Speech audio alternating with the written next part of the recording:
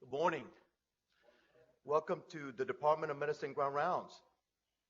We have a special guest today, but before that, a few words. Number one, please remember to do the digital sign-in as usual. Some people have asked us, why do we still do the pages and the questions down here if we can do this electronically? And it's because we provide that feedback to the speaker. And in fact, Jason has added a new question here. And this question is because usually people tell me how helpful the lecture has been to them, but they never provide much feedback to the speaker. And I'm sure speakers kind of would appreciate how they get their lectures a little bit better. So it says, what feedback, if any, would you like to provide to the speaker? Just something simple that I think will be helpful for all of us, including myself when I'm speaking up here. I want to mention Laurel Brown. Where's Laurel Brown?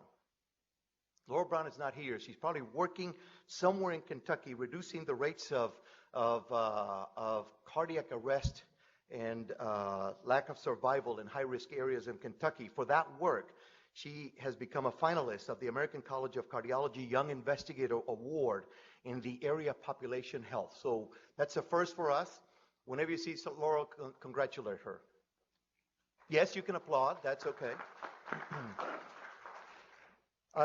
Apparently, Dr. G, and I usually mess around with his name, Dr. Gunapane, I think I have that right, in cardiology, has just published a state-of-the-art article in JACC, Journal of American College of Cardiology, that is related to tachycardia, that they tell me is quite very good. I haven't gotten to it yet, but congratulate him.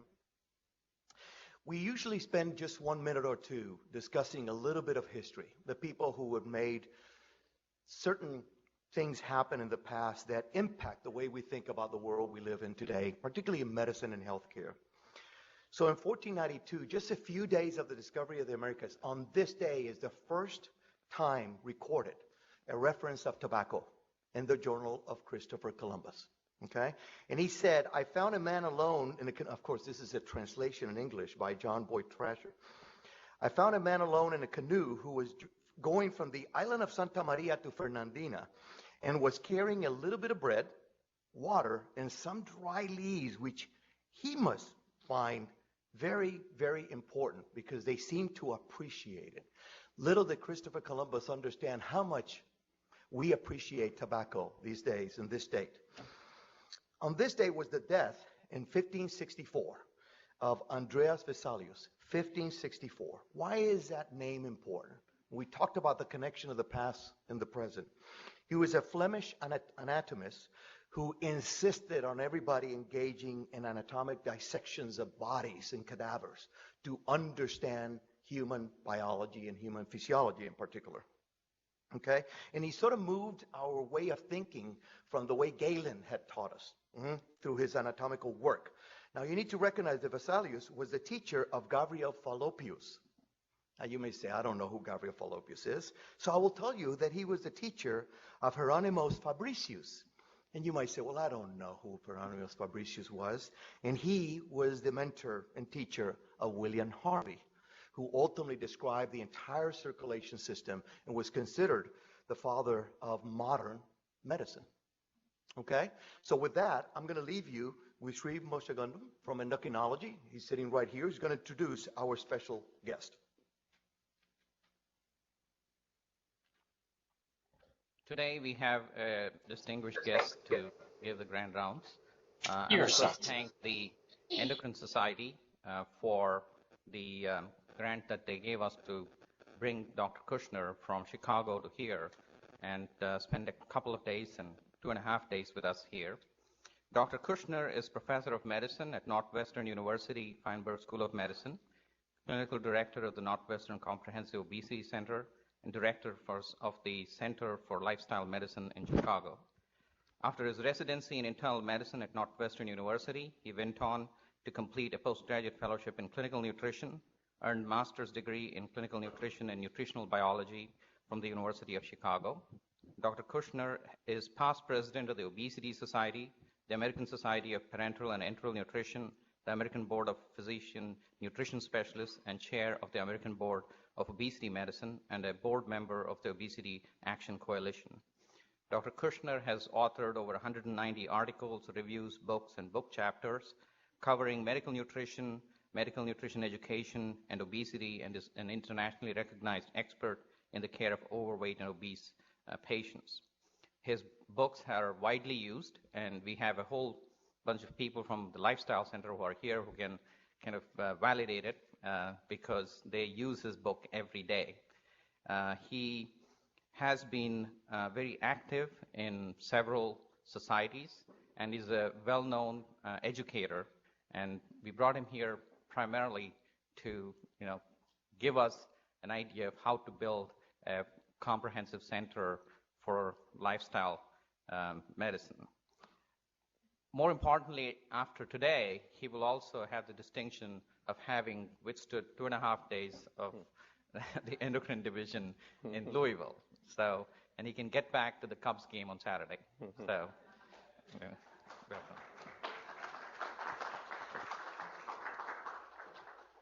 Thank you, Shri, and everyone else who's hosted me. You've been a wonderful host for the past 2 days, and that was one of the most colorful introductions to medical grand rounds I've heard, using the historical background. I'll remember that. A shout out to the Lifestyle Center. Thank you so much. It's like a fan club up there. I appreciate that.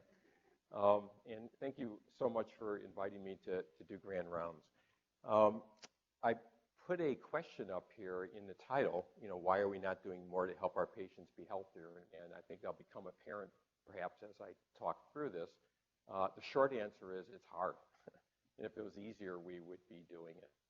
The other thing I want to mention before I get into the slides is that as my own profession has changed, the journey has taken me through patient care and TPN in the hospital to outpatient obesity care to now more lifestyle medicine. It's been kind of an evolving journey for myself. I've become more involved in public health.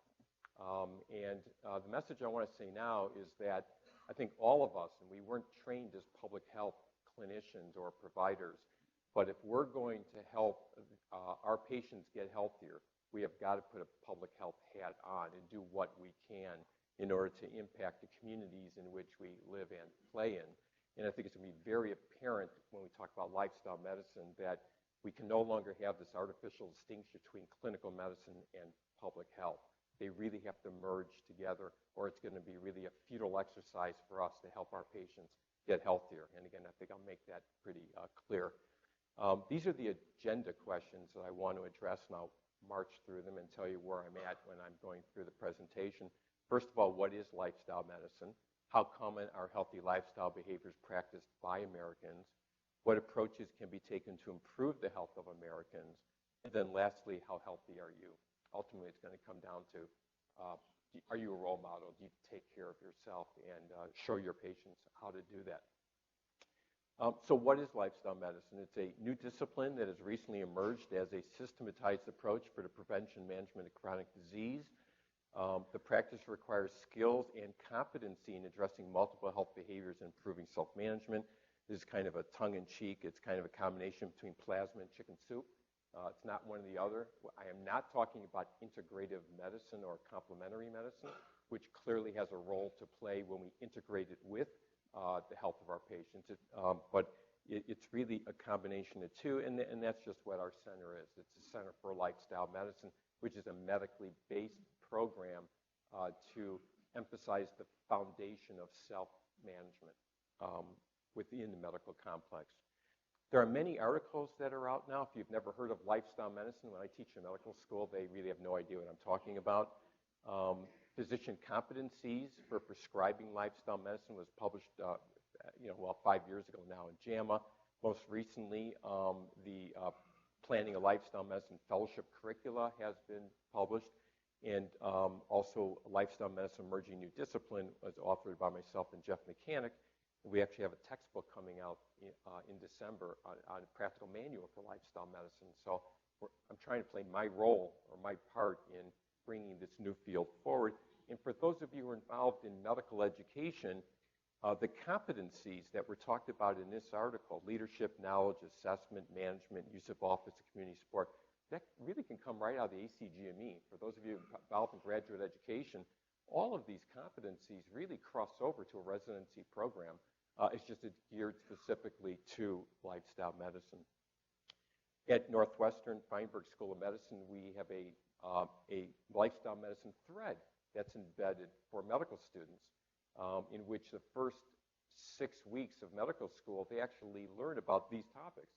And these were the components that we chose for our own purpose of how we define lifestyle medicine: smoking, alcohol, nutrition, stress, weight, and sleep. The word thread is put into our medical curriculum because, as you can imagine, it's threaded throughout the entire curriculum. So by the time our medical students graduate, they have, I hope, a minimal competency in the discussion and knowledge and delivery of lifestyle medicine for the patients they serve. That's really what the goal is. So why lifestyle medicine? The 4 main non-communicable diseases. NCDs is the new STD, I guess, NCDs. It's the 4 main diseases: a cardiovascular disease, cancer, chronic disease, and diabetes. Kill 3 in 5 people worldwide and cause great socioeconomic harm within all countries, particularly developing countries. And they're caused by a common set of modifiable risk factors. For those of you who don't pay attention to these Dollys, which are, the sum of life lost with premature mortality and years lived with disabilities. That's what Dollys. That's a new way of thinking about the cost of risk of behaviors. And this is what's going on in the U.S. These are and the blue, you can see the legend is here. So blue is right around here: cancer, cardiovascular disease, cirrhosis, chronic respiratory disease. Americans are primarily dying or having disability from things in the blue, which are right here. You can see the years of life lost if you have these diseases. What I wanted to highlight to you is over here on the left is rank ordered.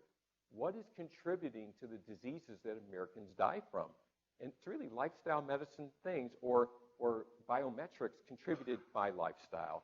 So we have dietary risk factors: tobacco, smoke. You mentioned tobacco this morning. High body mass index, high blood pressure, high fasting glucose, physical inactivity, alcohol, high cholesterol, and drug use. That's what Americans are dying from. To me, that ought to be the target as healthcare providers that we ought to be focusing on. If we can improve these, we're going to have a direct impact on that. Now, globally, for those of you involved in global medicine or doing missions abroad and so on, it's very different. The colors are different, for one thing. It's not all in blue. Now you have a mixture of all these different colors. So now you have things like diarrhea, diseases, lower respiratory infections. You have some green, which is, well, that's diabetes, right? Urological, urogenital issues and endocrine issues. But the same kind of rank order, but now we change it a little bit. As you would imagine, we have high blood pressure, tobacco, but now we have household pollutants, and we have other things like childhood, underweight, and so on. So it's clearly going to differ depending upon where you live. But I want to focus on the U.S. since that's where we're providing our health care. I mentioned earlier that if you want to provide lifestyle medicine, you have to have a foot in public health. It's just absolutely a must. For those of you who are sitting in your office trying to help individuals eat healthier, get more physical activity, stop smoking, sleep better, and reduce your stress at the same time, and then they leave after your 20-minute encounter, and somehow that's going to work, well, because they don't live with you. They don't live in that office. It is absolutely essential that we become aware of the other determinants of health outcomes, which is shown just so nicely in Healthy People 2020, in which we focus on individual behavior a lot. That's when we do counseling in our office. But we have to know where do they live and what's their built environment. Health services, are they on Medicaid? Are they underinsured? Do they have any insurance at all? Nice, clear relationship between insurance and health outcomes. So we need to be aware of all these areas, and probably the most dramatic one is called social determinants of health. If you're not familiar with that, that's the term that's now being used quite a bit. And we need to look at our patients in the contextualization of where they live. So we have to contextualize our patients. What is their income? What is their access to care? What's their culture? What's the community they live in? Do they live in safe streets? What are their priorities? And without understanding the social fabric in which our patients live, we're going to have very little chance in really changing their health behaviors. And that's really the whole point of Healthy People 2020. To bring this theme just a little bit forward, then we'll come back to the components I was talking about earlier, just so you know what's going on a global stage. If you're not familiar, the UN General Assembly in 2011 made this declaration, which I won't read out loud to you, but it's basically focusing on tobacco use, unhealthy diet, physical inactivity, and harmful use of alcohol. Their declaration is we've got to have a worldwide initiative in order to tackle these problems. It's not just U.S.-centric anymore. It's really in all over, including and mostly in developing countries. This is becoming a very serious problem. And this initiative has been taken forward one step further, and this is a more recent publication, 2013, which is an action plan for global strategy for the prevention and control of non-communicable diseases. So when I talk to medical students, I think, what's killing people worldwide? Typically, they go, Ebola and other infectious diseases. It's not infectious diseases. It's the non-infectious diseases. And they came up with this clever 4x4. So tobacco use, physical inactivity, unhealthy diet, alcohol, leading to the big four: cardiovascular disease, diabetes, cancer, and chronic respiratory diseases. So I would say, if you're going to go through medical education or nursing education or dental education, I guess, but certainly nursing and medical, boy, if you really developed a high level of competency in really being effective in helping our patients achieve these, boy, look at the impact you would have.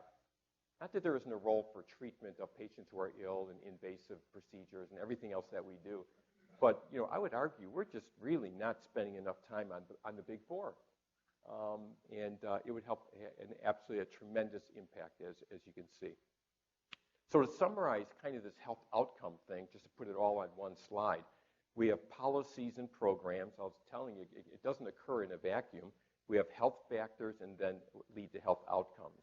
And what we've been talking about is roughly 30% of what's going to have the impact, because all of these are impacted by everything else. So if you want to kind of estimate what contributes to the patient coming in the hospital ill with a heart attack or respiratory disease or uncontrolled diabetes, it's really all of these things. But this is the one that I'm particularly focusing in on, because I actually can have a direct impact every day with my patients as long as I keep aware and abreast of the influences that bear on those four behaviors.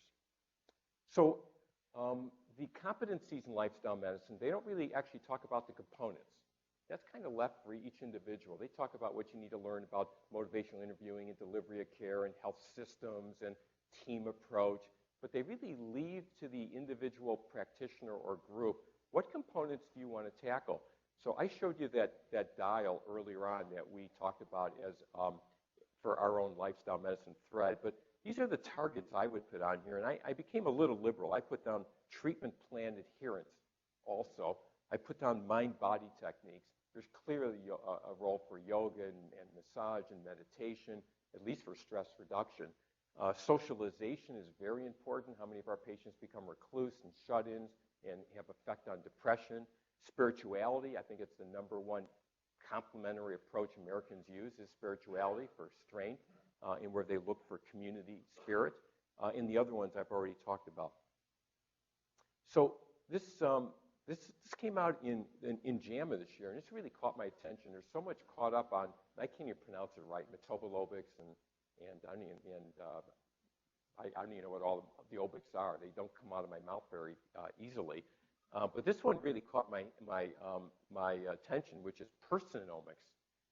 Personomics view, which refers to an individual's unique life circumstances that influence disease susceptibility, phenotype, and response to treatment. And people really have different personalities, resilience, and resources. So we certainly can measure all the things in the blood, and we're making great strides in understanding metabolic end products of gene action and so on, which would be a lot of the other obics. But we need to remember personomics as well, which is really pretty much the target of this. So I'm not going to show one slide after another on the power of lifestyle. I mean, there's data on every one of those components I mentioned. I'm only showing one slide just to illustrate why we should be spending more time on lifestyle. This is just one article among millions that show the power of lifestyle change.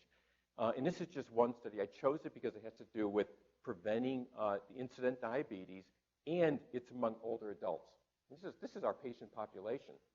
And this was a study that was done from 1989 to 1998. It's a fairly large population study. And what they looked at is of those individuals who are older adults who develop diabetes, looked at their risk factors. Excuse me, it was not adults. It was the entire population. They looked at who developed diabetes and who did not develop diabetes, and then they looked back at their health habits. Health, being physically active, healthy dietary score, never smoking, alcohol use, BMI less than 25. So these are the risk factors that were assessed. And what they found is an incredibly strong kind of dose response in developing diabetes. The risk factor of developing diabetes. So the lower the symbol, the lower the risk of getting diabetes. And what you can see is the lowest risk of getting diabetes is individuals who had 5 of these healthy risk healthy behaviors, in which the risk of getting diabetes was almost 1/10. And the less of the more risk factors they had, or less adherent they were to them, the greater the risk was of getting diabetes. So they found that 9 out of 10 new cases of diabetes were attributed to these factors. So in other words, you could, if you turn it around, you could prevent diabetes in 9 out of 10 people if you adhere to those risk factors. So how common, knowing that's a pretty powerful message, at least to me it is. How common are healthy lifestyle behaviors practiced by Americans? So I won't ask for a poll, but when I'm in medical school, we use these audience response systems. So they vote with their feet, if they will, or vote with their fingers. But you may want to pick a number in your head and think what % of Americans do you think practice all these behaviors? And I'll show you what the answer is. So I'm going to show you data from just three surveys to emphasize the point. So how common is choosing good health? This is from the Women's Health Study, published a little bit time ago. So among women who never smoked, about half of this population never smoked. Healthy body weight, about 20%. Alcohol consumption. Here, it's actually smoking a little bit is good for you. Drinking. I am in Louisville. It just came out. Sorry about that. Drinking a little bit was actually deemed healthy. So these are the percentages, the prevalence of all that. So what was the % of this population that had 17 to 20 health index points? It was less than 5% of the women who did all that. This is a behavior risk factor surveillance system. Same idea. You're looking at, now we're looking not just at one cohort, but we're looking at multiple states, very large population of phone surveys.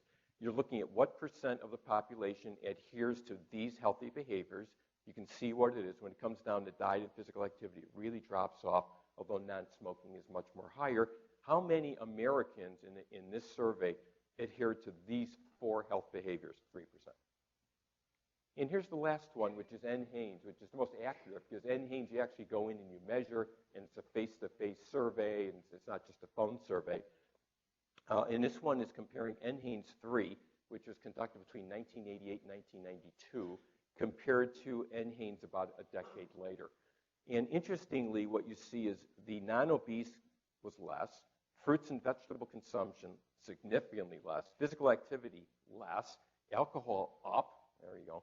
How about all 5 health behaviors? 15% dropped down to 8%. So the answer of what % of Americans actually adopt healthy behaviors, all of the healthy behaviors, it's really between probably 5 to 10%. That's about it. That's just incredibly low. So what's the deal? Why are healthy behaviors practiced by a minority of the American population? These are just thoughts that I have. Is it a problem of personal responsibility?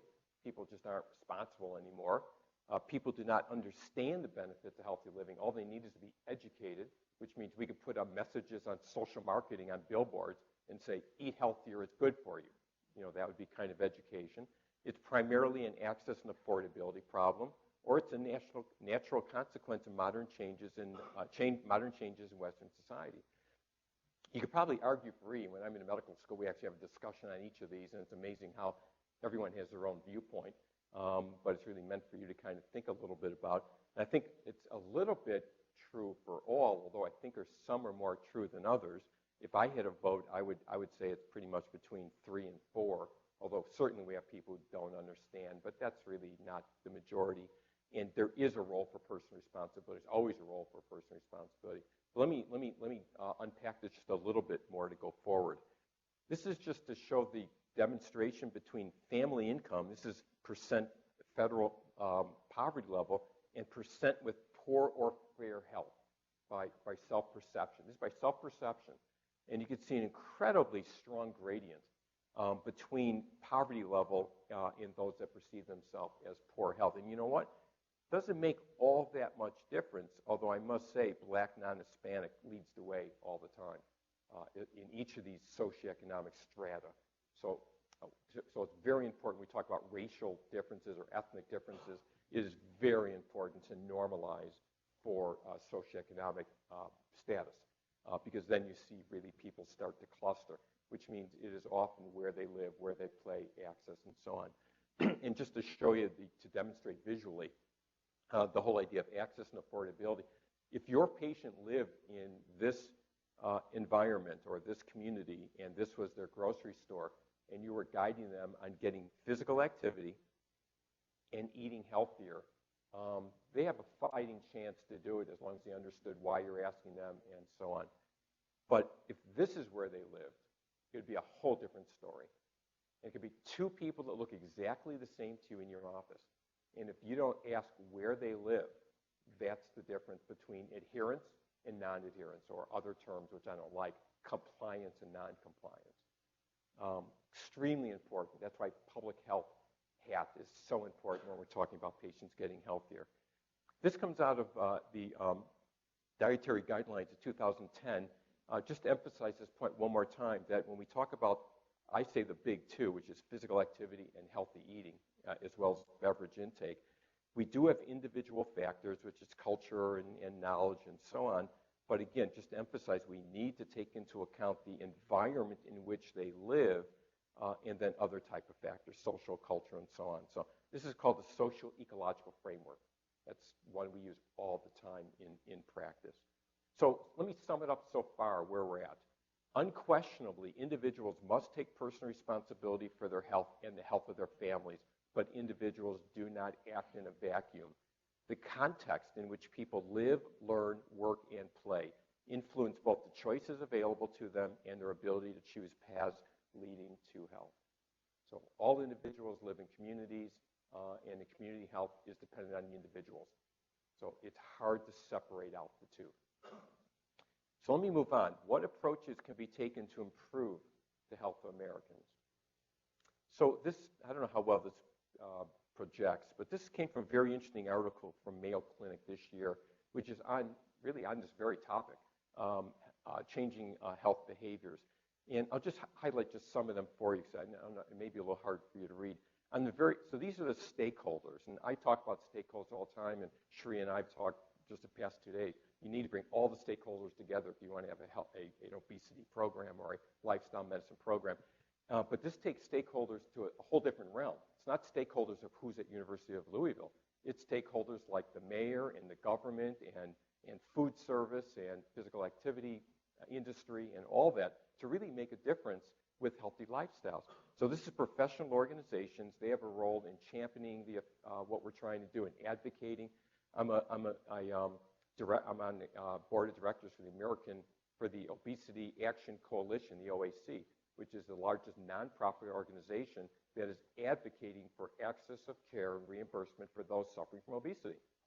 So if you have patients that come to see you with obesity, they don't pay for a registered dietitian. Nobody does, right? They don't pay if you want to use a pharmacotherapy for obesity. It's not covered. You know, why is that? Obesity is the most significant problem we face in this country. There's no reimbursement for things like this. So that's where professional organizations can help advocate for that. Educational systems, which would be curriculums like we're talking about here. The other one I want to talk about is, saw it earlier, well, certainly we got individuals and families and so on, but we have all the ones here. On this one, I kind of made it a little bit easier to see because this is what I'm talking about regarding examples of really moving the needle towards healthy Americans and of course, healthy patients in front of you. So what would be the infrastructure? Increase access to places for physical activity, like walking trails or parks. I'm very impressed by your campus that there's a lot of walking that we did between buildings, which is wonderful, which means you're getting out and you're moving. Institutional policy, adding salad bars to schools or salad bars to this healthcare environment. Law, ban the use of trans fatty acids in restaurants. That was a very positive thing, I think. Building codes, widening sidewalks, taxes, tobacco excise tax, zoning regulation, incentives for putting supermarkets in neighborhoods, and lastly, healthcare visit, counseling the patient on choosing a healthy diet. These are all the things that we can do to help our patients get a little bit healthier. Now, again, this is maybe a little bit hard. The room's not terribly long, but what I wanted to demonstrate here is that for those of you who think, gee, it's an education thing, or patients get confused, and if someone in my family has diabetes and someone else has high blood pressure, it's confusing, everyone has to eat a different diet, it's hard to even do it. And what I want to demonstrate to you is that here are 5 guidelines that are well known and accepted by all of us depending upon our specialty and what our interest is. U.S. Dietary Guidelines, American Heart Association, American Diabetes Association, American Cancer Society, and the new new guidelines on lifestyle management to reduce cardiovascular disease. That's what is across the top. What are here are all of the different recommendations for healthy lifestyle. What I want to emphasize is they're all the same. Most of these check marks go across every single one. There's very few columns that are or rows that are left open. So even though guidelines come out to combat or prevent certain diseases, when it really comes down to it, there's a core behaviors that are just support healthy behaviors, healthy lifestyle. And that's what all of these are here. So I'll just read them out loud again. Healthy weight, engage in physical activity, increase fruits and vegetables, choose whole grains, limit salt, limit saturated fat and trans fat, limit consumption of alcohol, and minimize the intake of added sugars. And tobacco is not on here, but that's part of the healthy living as well. So those are all the ones that we talk about. So some organizations have gone further, and my hat's off to the American Heart Association for coming up with this idea of Life Simple 7. I don't know if you've heard of it, but it's a national initiative. You can go to their website, in which they are trying to simplify the message to Americans about how to get healthier. And they've taken four behaviors: get active, eat better, lose weight, stop smoking. These are just 4 behaviors. And they've then paired them with 4 blood measurements or 4 measurements, 4 markers: cholesterol, blood pressure, and blood sugar. So those are the healthy 7. That's their message to try to simplify what we're doing. You know, in the 1990s, the big buzzwords is what's your cholesterol? Everyone kind of asks, what's your cholesterol? You know, buzzwords, not what's your BMI. But they're really trying to drill down and be much simpler and more diverse in what they're trying to do. So this is their ideal health metrics. So their targets are pretty tight. The physical, healthy diet score is a little more complex because diet is complex. It's not just eat fruits and vegetables. So they recommend, they do it as 4 or 5 of these get you into the ideal healthy score. And no surprise, if you look at the prevalence of what is the number of Americans who follow these healthy diet scores, you get this incredible bell-shaped curve where most of Americans are really kind of at about 3 to 4 healthy metrics. Almost none have all 7, but also interestingly, very few have none of these. So kind of a bell-shaped curve when you look at the American population. Clearly, we want to move the American population in this direction so you have more healthy metrics. But this is something that could be incorporated in the office practice as well, is to actually have a scorecard for your patients. You know, how do you score? How do you add up when we're looking at healthy behaviors? I'd like some of that preventive medicine I've heard so much about. So how well are we doing as a profession? Not so well. This is data from 2006 to 2009. And if you look at these office visits, these are National Ambulatory Medical Care Survey office visits, in which physicians, I think it's maybe nurse practitioners as well, actually record a day in the life of what they're doing in their office. This is the percent of time that is spent on these healthy behaviors. You can see it, I kind of rank ordered them. They're very low. Again, it's a snapshot, so it's possible that the physician talked about this last time, it didn't talk about it today. There's all these caveats, but they're not really talked about very much. So the question I guess I would ask again is, why do you think the counseling rates are so low? Based on the data I just showed you and so on. Healthcare providers do not understand the importance of healthy behaviors. I don't think that's true, but that's an option.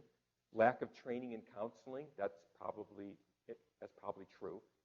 At least as a physician, we get very little training in these things. It's changing. Lack of sufficient time, well, I'd say most would probably vote for that one. And a sense of futility. I guess a lot of people probably feel that as well. I'm hoping that my perspective of public health and clinical situation together makes sense and hopefully take away a little bit of that sense of futility when you think more broadly about open-ended, rather, my patient is non-adherent and switch it more to what is going on, what are the barriers, what's making it difficult for my patients about the changes we've been talking about. It would take a lot to dissipate that futility to do that. Lack of sufficient time is tough. And that's because we practice in an acute care environment. It's a real difficult one. We need to kind of change the system in which we practice. It is changing slowly and at different regions and parts of the country, but it is changing in the model in which we're using. Training, we're certainly going at, as I've mentioned, at least at Northwestern.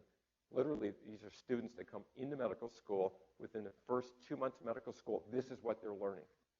Of course, along with biochemistry and everything else, but this is part of their curriculum to try to ingrain it very, very early so it becomes their natural flow when they're working with patients rather than add-on when someone's walking out of the office and 1 minute left saying, oh yeah, losing weight would help as well. Next, and then you're on to your next patient. Becomes much more upfront. So before we move on to just some of the systems things, I wanted to mention a little bit about what are the more specific targets you can work on if you're working with your own patient or client. I really consider diet and physical activity a big two. I mean, if we had patients eating healthier and moving more, that would just move this needle so far down the road. And then, of course, we have alcohol and substance abuse and stress management, sleep hygiene, tobacco, and so on. But I really spend a whole lot of my time on these two regarding health outcomes and so on. So what would be those specific targets? And I just have a few slides to go over this. Also, I want to mention that for those of you who want to do more reading on this topic and have just a fund of knowledge, the 8th edition is now under review for Dietary Guidelines for Healthy Americans, 2015. And interestingly, the first edition of the Physical Activity Guidelines came down in 2008. So we clearly, as a country, have been thinking about diet much sooner than physical activity. But these are free downloadable. They're from the government. They're really a very good read for you if you want to quickly get up to speed on diet and physical activity. They're really excellent resources. And this comes out of Dietary Guidelines, and probably no surprise to you, but this is the comparison of consumption of recommended guidelines. So here's the goal for what we want Americans to be achieving, and everything that we want them to achieve, they're underachieving. This is Americans. But I put this up here because this really should be the targets for what you're talking about, is to increase whole grains, vegetables, fruits, dairy, fiber, calcium, and so on. And everything that we want to have them reduce, they're overeating. It's like Americans are upside down. This is literally, and look at the calories from this category has been changed now. This is soft or solid fats and oils. This has now been, name has been changed. But way too much fat in the diet, too much refined grains, too much sodium and saturated fat. So those really would be specifically our targets when we're counseling patients to try to increase those and reduce those. And when it comes to physical activity, I'm really not very fancy with my patients. I use this graph all the time. And it's just the whole concept that the more you do, the increase the health benefit. So it's really about getting patients moving more without getting into METs and moderate and vigorous intensity and things you have to start explaining. I really help guide patients to really move more. It's based on this curve, that if you take someone who is completely sedentary and increase them to using stairs or walking with a friend or walking with their overweight dog, who needs a lot of walking as well, if you get the person from here to here, you've really got their health benefit up significantly. So that's what I spend a lot of time on, is wherever you're at, whether you use a step counter or accelerometer or pedometer or minutes of walking, or just take them for a day, instead of emailing your coworker who's right over there, walk over there, use the stairs and so on. Just get yourself in motion. The other thing I wanted to mention when it comes to counseling is not only do we want to increase the physical activity, but what's becoming very exciting now is that we want to reduce sedentary time. So it's the opposite. So not only want to get people in motion, we want to get them up and out from sitting. And what we now know is that sedentariness or sedentary behavior is a risk factor itself. And this is just data from a large population of Australian adults. I showed this because it normalizes for how much physical activity they get. And then on top of that, they look at how much time are you sitting. So it doesn't seem to make much difference if you are healthy. This is the healthy individuals. Whether you're sitting a lot or not much, it really doesn't make much difference in your mortality. But it makes a huge difference if someone has underlying coronary artery disease. And what it shows is that here you're stratifying individuals who are active 1 to 150 minutes a week, 150 to 300 minutes a week, or more than 300 minutes a week. So someone could be in this category if they work out strenuously or work out moderately for bouts of time. But the rest of the time they're sitting in their office. So that's how you could accomplish this. And what it shows, I think, very dramatically is within each of these strata, you can then subdivide them to how much time are you actually sitting at work, for example, on top of it. And you really see an increased risk of dying of those with all-cause mortality if you're doing a lot of sitting. Particularly this one is really quite striking. Here's someone who's meeting the USDA goals of 300 minutes a week of moderately physical activity. That's a goal. But if they also are sitting more than 11 hours a day, maybe hard to figure out mathematically how that happens, but they apparently had people in that category, they had an increased risk of mortality. So data like this and others are really looking at it is not only do you have to get yourself more physically active, but you also have to reduce your sitting time, as you're all sitting here listening to me. I am not. I am up here gesturing and moving. So those are just some targets, and I didn't choose to go over grand rounds on every specific thing I do in counseling. I wanted to give you more the kind of the 40,000-foot view, but I want to give you a little bit here as well. And this is just a recent systematic review and meta-analysis in Annals. And what they found is that prolonged sedentary time is found to be independently associated with increased risk of all-cause mortality, cardiovascular disease, and cancer mortality, as well as CVD cancer and type 2 diabetes incidence. Sedentary behavior is basically sitting, watching TV, reclined posture. So the data is really incredibly strong now to get up and start moving. Every time I show some medical students, they always go, the whole idea, I'm just sitting here, we're sitting in lectures. It's true, yeah, but you really do have to move around more. So let me just end here by talking about, I had mentioned that healthcare is changing, and we have limited time, and our acute care environment doesn't lend itself to it. It's changing slowly, way too slow, I think, to make a major change early on, but I think it's going in that direction. And I wanted to point out just some of the changes that are going on, and the one that, of course, gets my attention is the Affordable Care Act. And in the Affordable Care Act, you could read it yourself, is that anything that was graded an A or B by the U.S. Preventive Services Task Force must be included as a preventative service. That was part of the Affordable Care Act. And these are examples, these are the behaviors that must be covered without co-payment or co-insurance. Now, this has not been realized because it's been left to the states to operationalize this. Some states are already doing this, others are not. So they took it out of the federal mandate, right, and they said the states, it's up to you now to figure out how to do it, when you do it, and so on. And some states are dragging their feet, some states aren't doing it at all. But what's interesting is this really gets to what I was just talking about. So for those who do not have access to care or underinsured, who now have insurance in the form of Medicaid, this is really meant to be covered.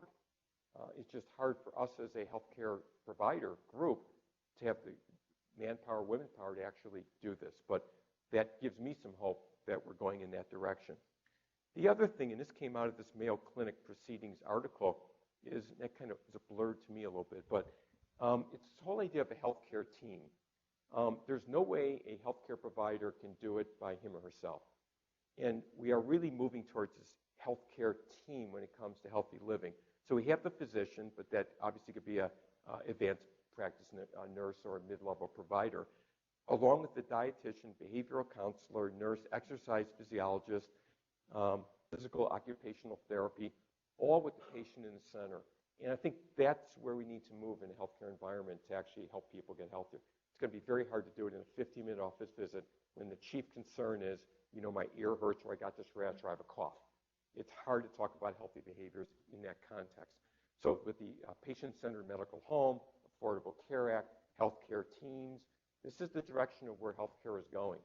Slowly and, again, geographically in different ways, but that is the way we're going. And I want to end here with the importance of role modeling. I better order something healthy. I see a couple of my patients over there. That does happen to me actually a lot. When I go out with my friends, and there's like, you know, like two other couples, or 6 of us here, so it's 3 couples. When the waiter or waitress comes up, here's how it goes. Either one or the other. Either when the waitress comes up, one of my friends says, I want to order first because I want to order what I want, you know, and so it's usually a steak or a ribeye or something. Or it's like, let Kushner order first so I can see what I can eat. So it usually goes one way or the other, but it kind of follows you around.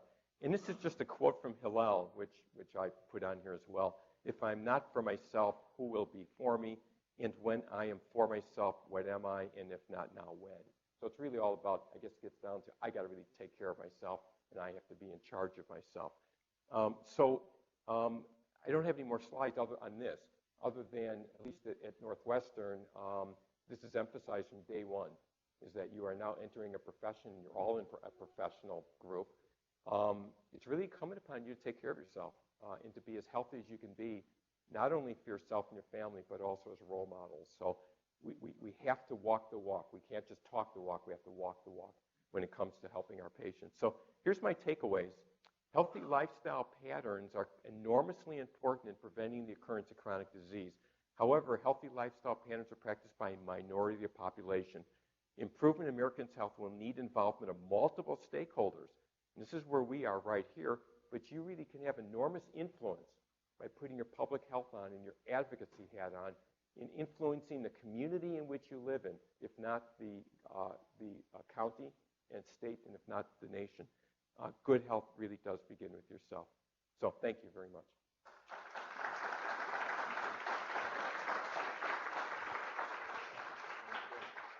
Thank you, Dr. Kushner. This is very good, and I was invited to dinner tonight. I'll be thinking about this seriously. Think about what would Kushner eat. What would Kushner eat? Let me ask you a question and a challenge. First of all, you provided tremendous amount of data about, I think great data, about the importance of practicing these healthy lifestyle behaviors. How much data do we have that intervening in the way we do it makes a difference? And the reason I ask is because we know about these healthy lifestyle behaviors for a long, long time. And it's been my impression that education and information certainly doesn't have an impact as taxation and legislation. But you then enter into the issue of individual liberty and so forth, what people are allowed to do. And it reminds me of the last episode of the previous session of The Walking Dead, when Rick walks in and says, how many of you do I have to kill to save you? How much pain do we have to inflict to save our patients? Right. Thank you. I didn't see that series, but you made your point. You know, we always talk about. I was walking while I did it. Yes, thank you. You also be gesturing helps too. I gesture a lot. We need to make the healthy thing the easy thing, and I think until we do that, you know, that the healthy is the easy thing. If it remains hard, it's going to be very, very difficult to do. And that's why I'm emphasizing this public health approach. Unless we slowly turn the ship around and we have advocates and champions and people who, either whether it's celebrity endorsement or mayors or people who could lead the way, it's going to be hard to do it. We're not in corporations, although sometimes we think we work in a corporation. But when you work in a corporation, the CEO, has a new mission statement. We are no longer going to do this, and we're going to have salad bars instead of cupcakes, and we're going to start using the stairs, and we're going to have pedometer challenges, one department against another. You can change a culture within that corporation. What's difficult is changing America's health. I often talk about the microenvironment. You can change what goes on in your home. You don't have to have problem foods in your home. You can be physically active. You can take your overweight dog for a walk. You can do all those things. But when you walk outside the home, that's where that liberty thing comes in, and you can't necessarily change everyone's health. But I think you can, through movements that start small and go large and have advocacy, you can change things. But it's like a moonshot. I use that all the time. It's everyone coming together with a mission in mind, and it's going to take a long time to get there. Questions? Let's start here. Thanks for that excellent, very critically important presentation. Well, thank you. So you even mentioned at the end, you start your students early. I think there was an editorial in External Medicine about dropping biochemistry in pre-med because we don't really use it, but put something about preventative health, obesity, nutrition to replace that. I was sort of pretty good too. One of the things that I try to do, I'm a cardiologist, but in my office, there's a lot of obesity here. Not as much smoking as some of you have, but I try to give every patient when they leave a goal, and I try to write the weight that I'd like them to be in a year follow-up on their card, and I tell them to put it on the refrigerator where they brush their teeth every morning. And I try to pick something reasonable, like 1.5 pounds a month, 18 pounds a year, that type of thing. And then also I try to go over with them the 2013 AHA guidelines, 40 minutes, moderate intensity load, at least 3 to 4 times a week. And even put it in my note that I'm sending to the referring doctor so that maybe they can, or you can do, whether that's going to do anything, I'll know in maybe 5 years. But I think that's the thing. Yeah, well, I think you're taking it to the prescription. So I think the most powerful, it's not my quote, it's someone else's quote, but I think the most powerful drug we have as healthcare providers is ourselves, right? It's what we say and the words we say and the conviction in which we say it. I don't mean talk louder to people, but really the conviction and the belief of what we are saying is very powerful, and you're now transmitting that right to a prescription. So there's a whole thing called exercise as medicine that you may know about, which is trying to get physical activity as a vital sign. So in your EHR, along with height and weight and temperature and everything else that we look at, is like how many minutes of physical activity you exercise, a vital sign. That's their initiative. I think it has a lot of merit because it's raising the importance of it. So I think putting on a prescription pad, we were talking earlier, it's hard to do it now because everything's electronic, so it's hard to do that as a prescription. When we used to write it, it was easier.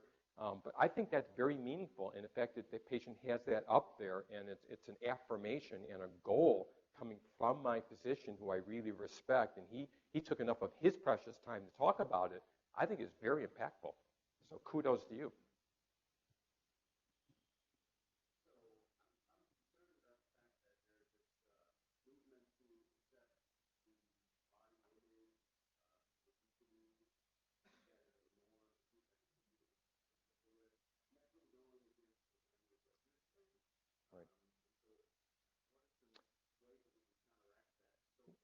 Yeah, so I think it's important. So it's. Can you repeat that in a more succinct way so that they can hear that? Yeah, he's talking about a body acceptance. In other words, love me and accept me for whatever weight I am at. It's kind of a movement of don't tell me I have a disease even though I'm 250 pounds. That is how I am, and I'm functioning, and it's my body. So stop telling me I have a disease and telling me to do things and so on.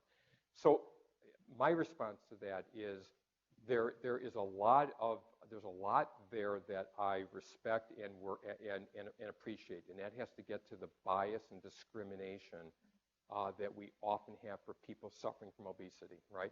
It's probably the last area that we often snicker about and stand in a hall and say, did you know how hard it was to operate on that patient? Or look at what they're doing to themselves. We still talk that way, even professionals.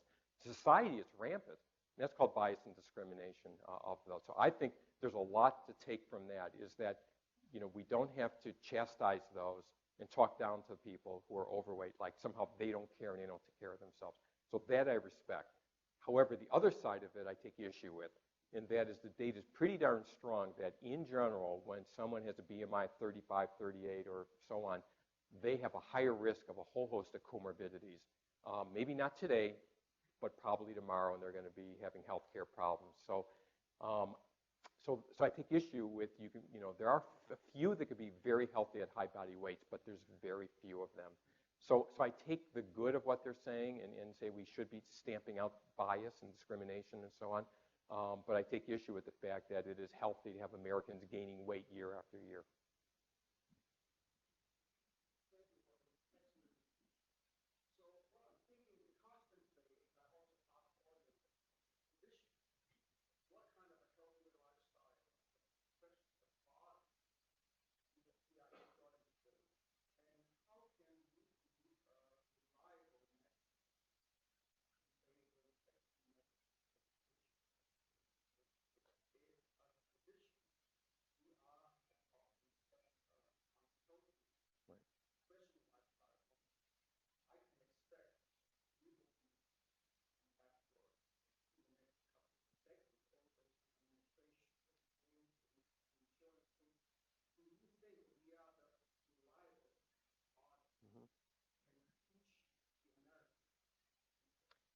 Right. So to summarize, the question is that we're in a tough position, all of us, because we're over-aggressive, we're high achievers, we work very hard, we take the hit and say, can I have more, please, sir, that kind of thing. And how reliable can we be with that kind of lifestyle to demonstrate that to the American population? Well, I think we need to really reflect a lot on ourselves. I think we need really more life balance. I mean, we all want to achieve a lot, but I would just say we need to take more stock in making sure we don't skip meals, we eat healthy. The cafeterias in which we eat in the hospital or in your environment really have healthy food. We take time out for ourselves. There's a lot of data on taking 5-minute mini meditations, close the door, shut the phone off, the email, and just take care of ourselves, make sure we get at least 7 hours of sleep. I know that's challenging, but it is doable. And I think we just have to embody a sense of health when it comes to the American population. But we're not the only ones, of course. But I think you're in a tough spot when you're telling a patient or counseling a patient to be healthy, and yet if they ask you how many hours do you sleep and what's your diet and how physically active you are, and you shamefully tell them, I don't do any of this, you have no leg to stand on. So I just think, walking the walk is just so critically important. And as we age, I think it's going to come home to us that, that we didn't do that. So, it's challenging. There's no question about it. I don't mean to be idealistic about this. But there are many of us in this room who really do achieve life balance and are doing well. And I think it's a matter of what's that skill set? How do I ask for help? How do I relegate other things, to others? How do I manage my time better? Yes.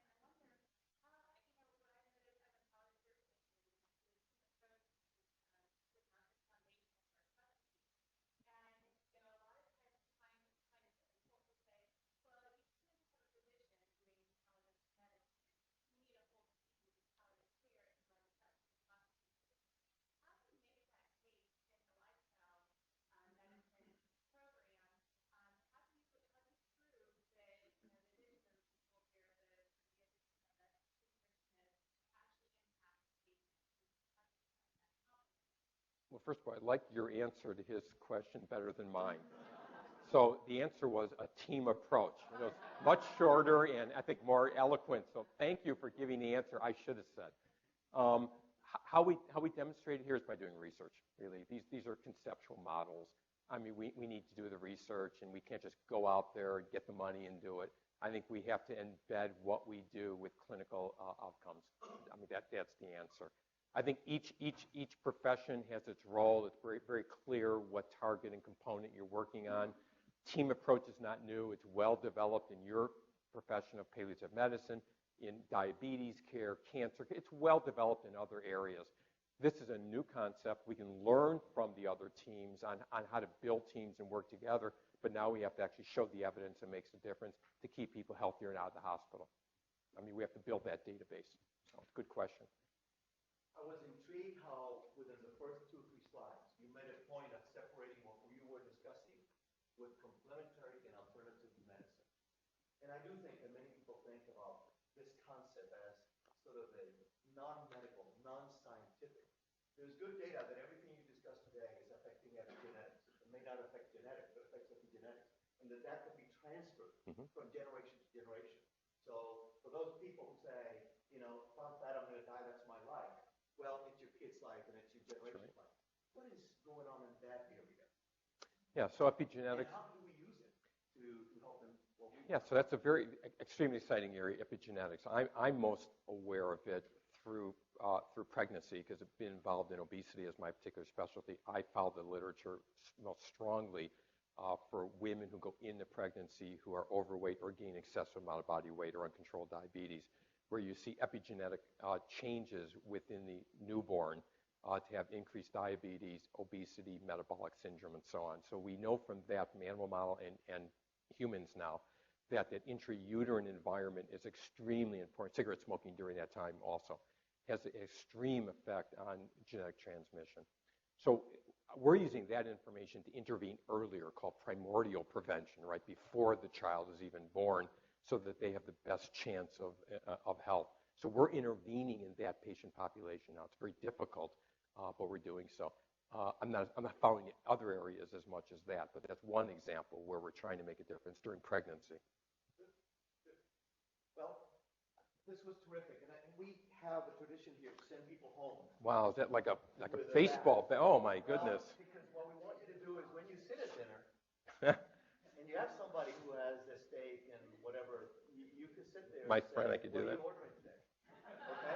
That will work. But our intention is to have somebody in every place in the United States go back home. Have a Louis Slugger. About Louisville. So Robert Kushner, Medicine Grand Rounds, University of Louisville, October 15, 2015. That's tremendous. Thank you.